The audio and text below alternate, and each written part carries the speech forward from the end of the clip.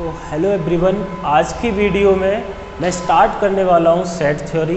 इसके बाद से आईआईटी जैम के प्रीवियस ईयर क्वेश्चंस और गैलियन के एक्सरसाइज के कुछ सॉल्यूशन प्रोवाइड कराने की कोशिश करूँगा।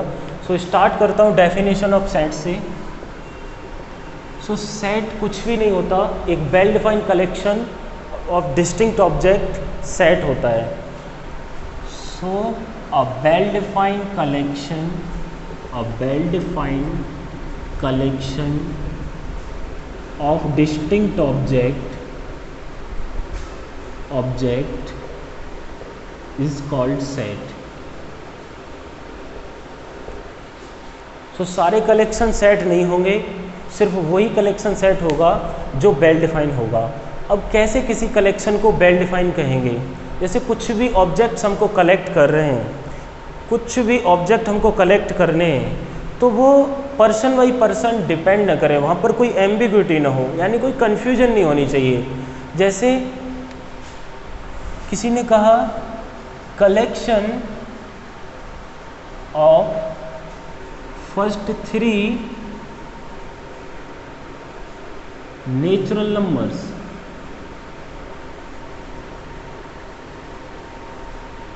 तो कोई कन्फ्यूजन नहीं है, फर्स्ट 3 नेचुरल नंबर 1, 2, 3 ही होंगे, इसके अलावा कुछ भी नहीं होंगे। यहाँ पर कोई एम्बिग्विटी नहीं है, कोई कन्फ्यूजन नहीं है। So it is a well defined collection. अब अगर इसी की जगह पर थोड़ा सा हम चेंज कर दें, अगर ऐसे बोलें collection of good cricket player in India team. अब देखिए यहाँ पर ये वेल डिफाइंड कलेक्शन नहीं है। क्यों नहीं है? कि कोई कहेगा कि देखो भाई विराट कोहली बेस्ट है, कोई कहेगा कि नहीं धोनी अच्छा है, कोई कुछ कहेगा, तो यहाँ पर बहुत कन्फ्यूजन होगी। ऐसा कौन सा मेजरमेंट है जिससे हम ये तय कर पाएंगे कि कौन cricket player good cricket player है? तो यहाँ पर कन्फ्यूजन है। ये कलेक्शन वेल डिफाइंड नहीं है, not well defined, so this collection is not a set। जहाँ पर भी किसी भी कलेक्शन में गुड या बैड या टैलेंटेड वर्ड आते हैं ना, वो अपने आप में क्लियर वर्ड नहीं है, अनक्लियर वर्ड है। ऐसे वर्ड को वीक वर्ड बोलते हैं। जैसे कि अगर हम बोलें collection of good students in the class या collection of talented student in the class, किस हिसाब से टैलेंटेड? पढ़ने में है, कोई सिंगिंग में है, कोई किसी में, तो ये पर्सन बाई पर्सन डिपेंड करेगा। तो ऐसे कलेक्शन वेल डिफाइंड नहीं होते। आई थिंक सेट का आइडिया क्लियर होगा। Sets are generally denoted by capital letter.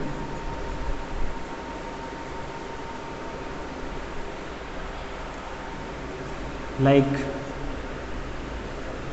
A, B, C and so on, and element of sets and elements of sets denoted by small letters like A, B, C and so on।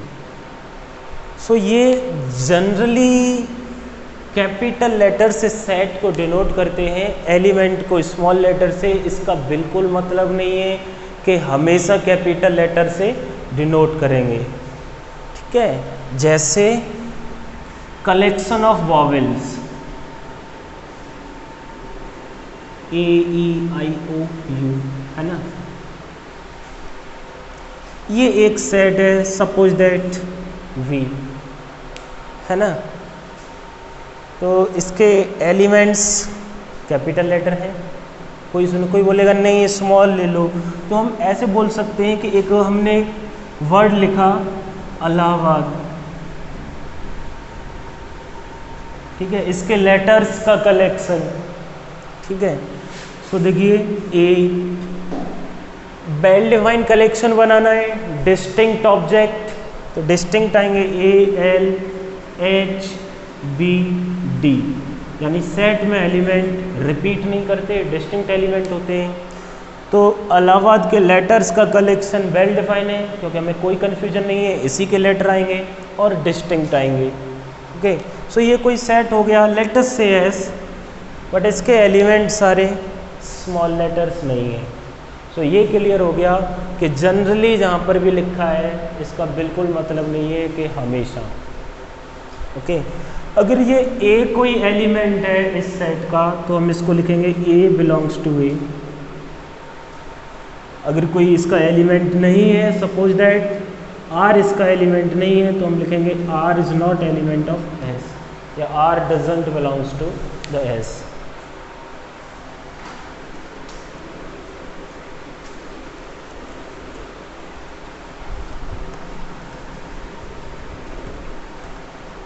Sets को लिखने के दो method होते हैं, एक तो set builder method, एक होता है टेबुलर फॉर्म। सो सेट बिल्डर दो मेथड होते हैं, सेट बिल्डर फॉर्म और टेबुलर फॉर्म। इसी को कई बार रोस्टर फॉर्म बोलते हैं। तो टेबुलर फॉर्म क्या होता है? कुछ भी नहीं होता, इसमें एलिमेंट्स को कर्ली ब्रैकेट के अंदर लिखते हैं और कॉमाज से सेपरेट करते हैं। जैसे कि अभी लिखाया था collection of first 3 natural number, है ना, S3, collection of first 3 natural number. तो ये टेबुलर फॉर्म है। अगर इसी को हम सेट बिल्डर फॉर्म में लिखना चाहें तो सेट बिल्डर फॉर्म कुछ ऐसा होता है कि ऑल दो जैक such that one property px hold. जैसे कि देखिए हम सेट ऑफ नेचुरल नंबर को 1 2 3 अगर ऐसे डिनोट करें तो इसी सेट S3 को हम सेट बिल्डर फॉर्म में लिखना चाहें तो x belongs to natural number such that x should be less than equals to 3। तो इसमें बहुत सारे नेचुरल नंबर आएंगे जो 3 या 3 से लेस देन है, ठीक है, जो 3 से लेस देन है या 3 है, लेस देन और इक्वल टू 3। सो इसमें ऑब्वियसली 1 2 3 आएगा। सो ये सेट बिल्डर मेथड है और ये टेबुलर मेथड है।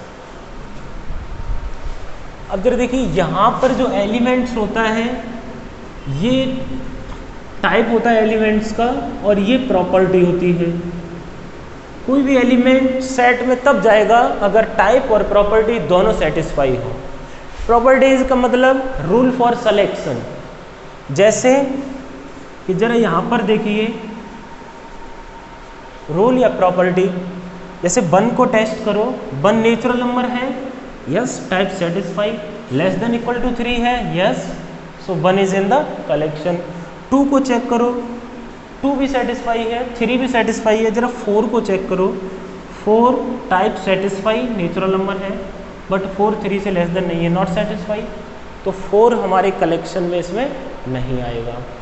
अगर हम 1/2 को देखें तो 1/2 नेचुरल नंबर नहीं है बट 3 से लेस देन है, rule is satisfy, so 1/2 doesn't belongs to our collection S3। अगर इनमें से कोई भी टाइप या रूल कोई एक भी फेल कर गया तो वो कलेक्शन में नहीं जाएगा। कलेक्शन में जाने के लिए दोनों ही सेटिस्फाई करने होंगे। आई थिंक ये भी आइडिया क्लियर होगा। इसके बाद से आते सबसेट पर।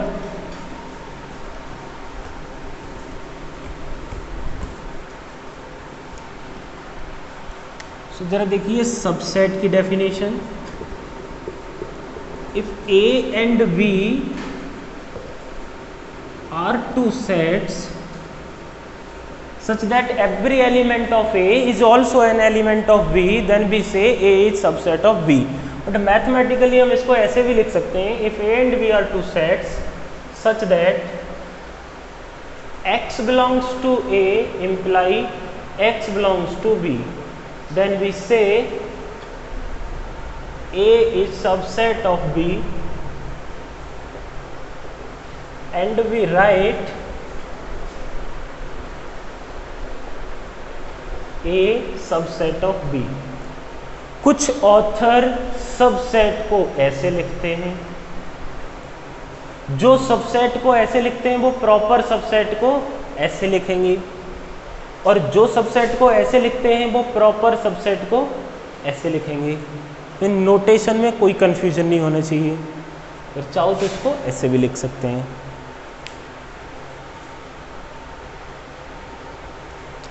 तो हम ये वाला नोटेशन ले लेते हैं, A is subset of B, but updated, अब जितनी भी बुक्स न्यू एडिशन की आ रही हैं उनमें नोटेशन ये वाला है, और प्रॉपर सबसेट के लिए ये वाला नोटेशन यूज़ कर रहे हैं। सर देखिए एक एग्जाम्पल से देखिए, अगर A कोई सेट है 1 2, B कोई सेट है 1 2 3, तो A का हर एक एलिमेंट B का एलिमेंट है, so A is subset of B। अगर A B का सबसेट नहीं है तो कैसे कहेंगे कि सबसेट नहीं है? There exist an element X in A but X doesn't belongs to B। A में एक एलिमेंट ऐसा मिले जो B में ना हो। जैसे अगर A सेट अगर मेरा 1 2 है और B सेट मेरा 2 3 4 है, तो A में एक एलिमेंट ऐसा है 1 belongs to A but 1 doesn't belongs to B, so A is not subset of B। So A B का सबसेट नहीं है। अब जरा देखिए एम्प्टी सेट, इसमें कोई एलिमेंट नहीं होता, ये हर एक सेट का सबसेट होगा, क्योंकि इसमें कोई भी एलिमेंट ऐसा नहीं मिलेगा जो इसमें हो बट A में ना हो।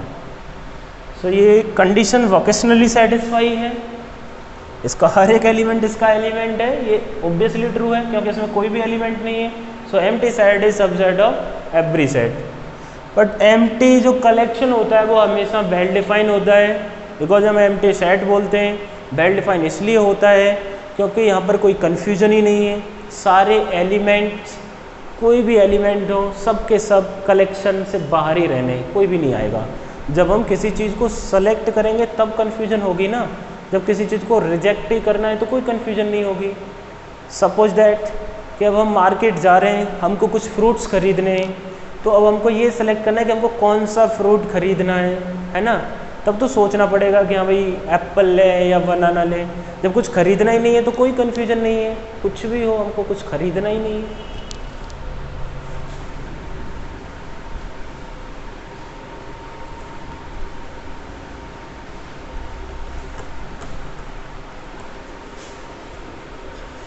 इसके बाद से proper subset,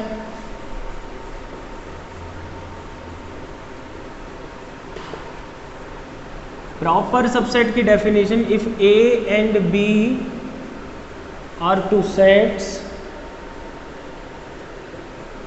such that A is subset of B। A और B कोई दो सेट्स हों जिनमें A B का सबसेट है, तो हम A को बोलेंगे प्रॉपर सबसेट B का। If there exist an element in B which is not in A, so B में कम से कम एक एलिमेंट ऐसा मिले जो A में ना हो। B से A is proper subset of B if there exists X in B such that X not in A।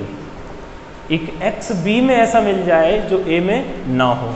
जैसे देखिए A अगर कोई सेट है 1 2, B सेट है 1 2 3 4, A B का सबसेट भी है, प्रॉपर सबसेट होने से पहले वो सबसेट रहा होगा, सो A B का सबसेट है, बट A B का प्रॉपर सबसेट भी है, क्योंकि V में 3 एक ऐसा एलिमेंट है जो इसमें नहीं है। हमें तो कम से कम एक चाहिए ना, एक से ज़्यादा मिल जाए वो अलग बात है। वो अलग बात है कि 4 B में है बट A में नहीं है। तो ये अगेन मैं एक बार क्लियर कर दे रहा हूँ, अगर सबसेट के लिए ये लिखो देन प्रॉपर सबसेट के लिए ये सिंबल, अगर सबसेट के लिए ये सिंबल यूज करो देन प्रॉपर सबसेट के लिए ये सिंबल। एग्ज़ाम में जो भी लिखा होगा वो मेंशन होगा कि कौन से सिंबल का क्या मीनिंग है, ऐसे कभी नहीं पूछा जाएगा।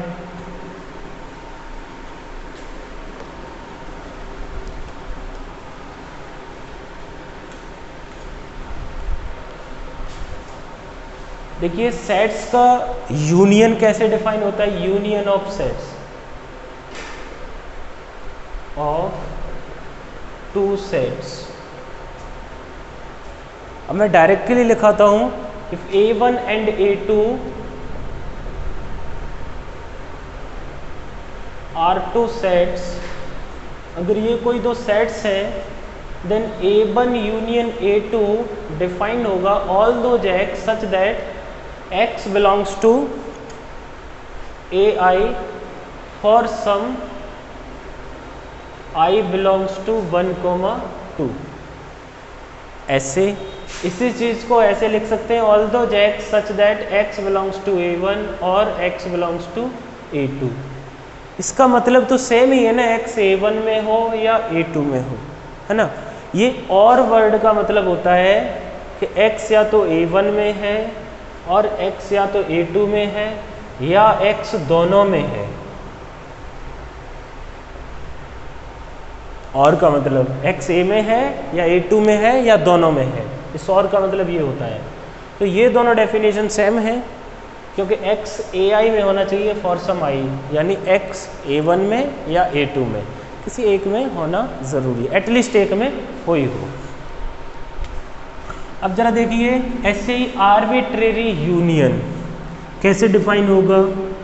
अगर ये कैपिटल लैम्डा एक आर्बिट्रेरी सेट है then A lambda, lambda belongs to capital lambda, this is the arbitrary union.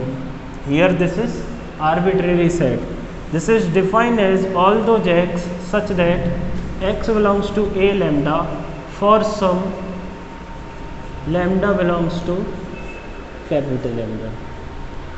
अच्छा, अगर इसमें कोई कंफ्यूजन हो कि ये नोटेशन कैसा हो गया, if H is any arbitrary set या I be any arbitrary set then this union defined as all those x such that x belongs to A lambda for some lambda. जैसे देखिए अगर I इंडेक्स सेट ये कुछ भी 1 2 3 4 है तो ये union of A lambda, lambda belongs to I, ये कुछ भी नहीं होगा, ये A1 union A2 union A3 union A4 यही होगा।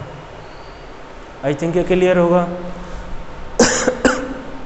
सॉरी, अगर इसके element A B C D हो तो A suffix A union A suffix B union A suffix C union A suffix D होगा।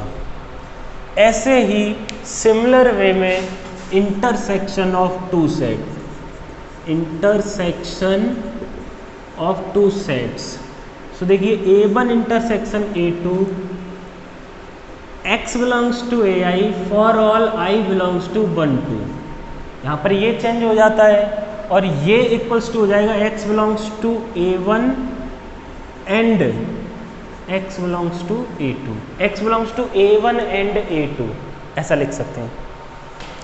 सो अब ऐसे ही आर्बिट्रेरी इंटरसेक्शन देखिए कैसे डिफाइन होगा। यूनियन के लिए एटलीस्ट एक में होना जरूरी था, इंटरसेक्शन के लिए सब में होना जरूरी है।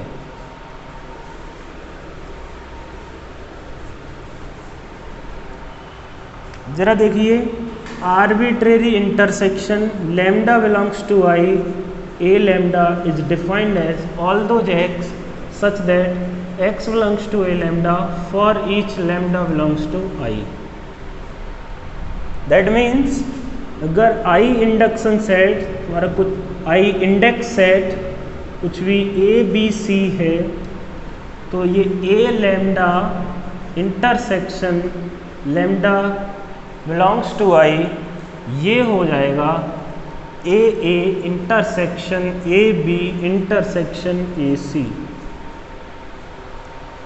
एग्जाम्पल के लिए देखिए अगर A सेट कोई A B C है और ये B set, suppose that A1 और ये A2, कोई भी सेट ये 1 2 3 है, और ये A3 सेट कोई भी 1, A है, और ये A4 सेट कोई भी 1, 2 है।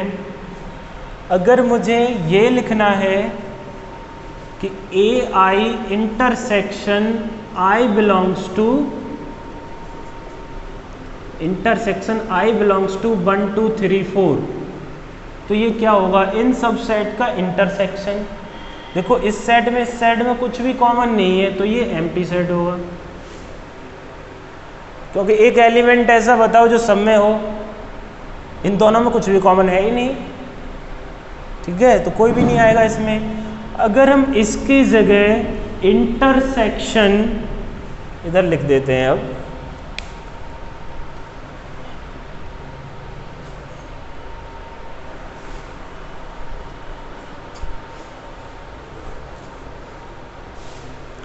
अगर इसकी जगह मैं ये लिखूँ intersection of AI I belongs to 2 3 4, तो ये सेट क्या होगा, जो A2 A3 A4 जो तीनों में कॉमन है, तो ओनली 1, 2 नहीं है, 3 नहीं है, A नहीं है, सो ओनली 1। ओके, ऐसे ही और आगे बहुत सारे इंटरसेक्शन सेट जो कुछ प्रीवियस ईयर्स के सेट में पूछे गए होंगे, उनको डिस्कस करेंगे। अभी एक बार समराइज कर लेते हैं।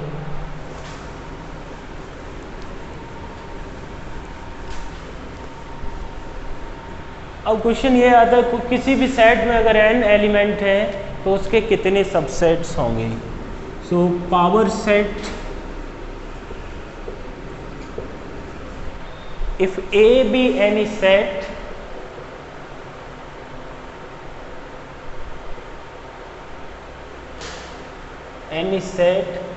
then power set of A denoted by P of A and defined as PA equals to all those S such that S is subset of A, यानी कि A के सारे सबसेट्स का collection power set of A होगा। For example